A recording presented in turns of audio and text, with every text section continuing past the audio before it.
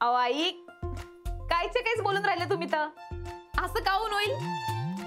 नाही, तुम्ही काळजी नका करू. हो आई, अहो तसं वाटलं तर तुम्हालाच सांगेन ना. हा, बाकी सगळं ठीक आहे का तिकडे? हो का? बरं बरं. हा, नाही दादा बहिणी आलेत ना 2 दिवसांसाठी. हो हो हो, सांगेन सांगेन. हा, ठेवू का फोन? हा, आई काळजी घ्या. ठेवते ठेवते ठेवते. काय ग, काय म्हणाल्या सासूबाई? वहिनी, मी खूपच नशीबवान आहे. सुनांना सासूचा जाच होतो असं म्हणतात, पण मला तर आईसारखी सासू मिळाली. खूपच काळजी घेतात माझी. आता काहून फोन केला होता माहितीये का? त्यांना काल रात्री मी स्वप्नात रडताना दिसले.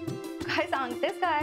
हो ना, मला सांगत होत्या की असं करू नको, काही झालं तर, काही वाटलं तर सांग, मनात पुढत बसू नको. त्यांना खूपच काळजी वाटते माझी. राधिका, तुला एक विचारू? विचार ना. नाही म्हणजे तुला कसला प्रॉब्लेम आहे ग? तुझ्या सासूबाईंना असं वाटायचं काय कारण? चांगली आईशारामत राहतेस की. मग त्यांनी असं का विचारलं? आता वहिनी, तुझ्यापासून काय लपवायचं? मध्ये एकदा हे थोडे रागावले होते माझ्यावर, भांडलेही होते. या पोट्ट्यांनी लगेच आजी आजोबांना फोन केला आणि ते आले ना तडक इथेच. आता ते आले तेव्हा सगळं नीट झालं, म्हणून त्यांना काळजी वाटून राहिली माझी. बाकी काही नाही. भांडण नक्की सॉल्व्ह झालंय ना? नाही म्हणजे सकाळी जिजाजी तुझ्याशी काही नीट बोलले नाही, नीट वागलेही नाही, म्हणून मी आपला विचारते. हो, असं काही नाहीये. असं काही नाही तर मग ते तुझ्याशी बोलत का नाही येत नीट?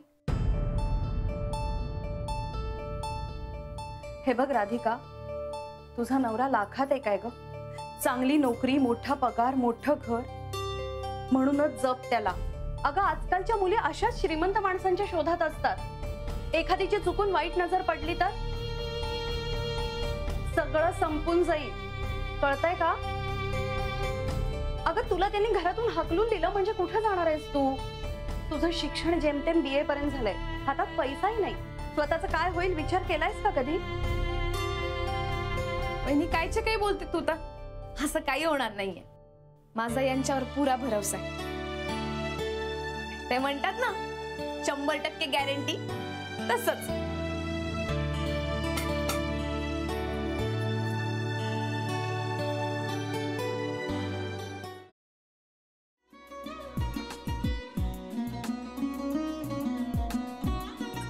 लावू का?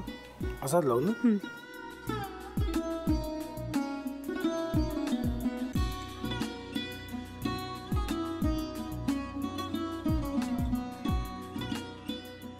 आता काय करायचंय? आता आपण ड्राय स्टफिंग दुसरं काय करणार आपण त्यात? आपण ह्याच्यात मेयोनीज न टाकता बाकीचे सगळे साहित्य टाकायचे. अच्छा, हे सगळं. ऋतू, माझा तर विश्वासच बसत नाहीये.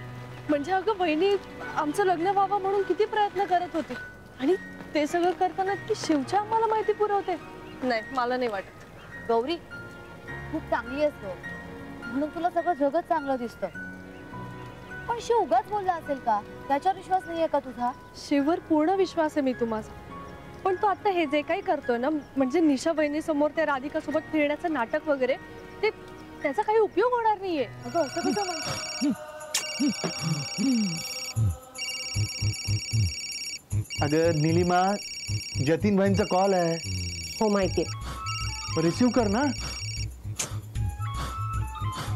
अगं बघ, कट झाला. आता तू रिसीव केला नाहीस म्हणून ते मला करतील. अब पुन्हा आला बघ. घे बघू. पण हे एक ना एक दिवस घडणारच होतं.